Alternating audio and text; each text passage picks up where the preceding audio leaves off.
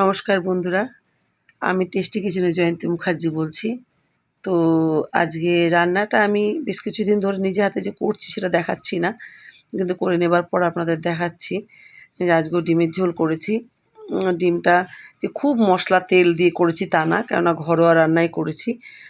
যেমন ডিম আলু সেদ্ধ করে নিয়েছি, সিদ্ধ করে নিয়ে সেটা ছুলে নিয়ে ডিমটা ভালো করে ভেজে নিয়েছি, আলুটা আর ভাজিনি। পেঁয়াজটা ভালো করে ভেজে নিয়ে আদা রসুন টমেটো তারপরে কী বলে পেস্ট করে জিরের গুঁড়ো ধনের গুঁড়ো সামান্য লঙ্কার গুঁড়ো কাঁচা লঙ্কা তো দিয়েছি পেস্টের মধ্যে দিয়ে ভালো করে ডিমটা মশলাটা কষিয়ে নিয়ে আলু দিয়ে ডিম দিয়ে একটা ডিমের ডালনা মতো হয়েছে। এটা মানে খুবই মুখরোচক, খারাপ লাগে না। মোটামুটি খুবই যে তেল মশলা দিলে খুব ভালো হবে আর তেল মশলা না দিলে ভালো হবে না এমন কোনো কথা নেই। মোটামুটি তেল দিয়েও রান্না করা যায়। হ্যাঁ, আর আরেকটা জিনিস রান্না করেছি, সেটা হচ্ছে এই দেখুন, এই যে সয়াবিনও করেছি। কারণ অনেকে আছে ডিম খাবে না, অনেকে আছে আবার সয়াবিন খাবে না, ওই জন্য সয়াবিন করা হয়েছে। অনেকে আবার ডিম খেতে চায় না। এই যে আমারই তো ঘরে ছোটো একটা বাচ্চা আছে, আমার ছেলে ও একদম ডিম খেতে চায় না। তো ওই জন্য সয়াবিন করা আছে। সয়াবিনটাও ঠিক ওই রকমই। সয়াবিনটা ভালো করে জলে ভিজিয়ে নেওয়া হয়েছে, ভালো করে ছেঁকে উঠিয়ে নিয়ে তারপরে আপনার করেছি, আলুগুলো একটু ভেজে নামিয়ে নিয়েছি। পেঁয়াজ সম্বারা দিয়েছি, ওর মধ্যে তেজপাতা তো দিতেই হয়, সাদা জিরে দিতেই হয়।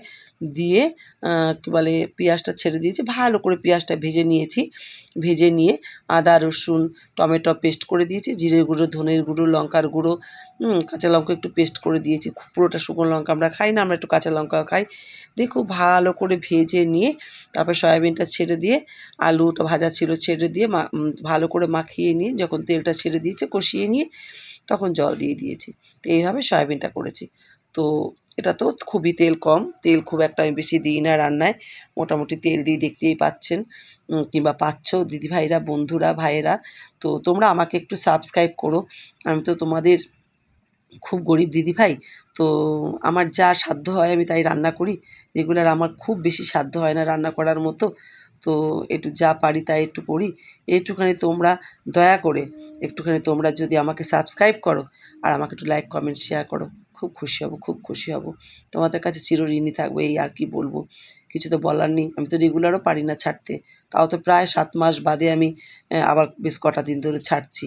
তো যাই হোক, যতদিন বেঁচে থাকবো তোমাদেরকে এইভাবেই যতটুকু করবো তোমাদেরকে দেখাবো। তোমাদের ভালো লাগলে লাইক শেয়ার কমেন্ট করবে, একটু সাবস্ক্রাইব করবে। টাটা, শুভরাত্রি।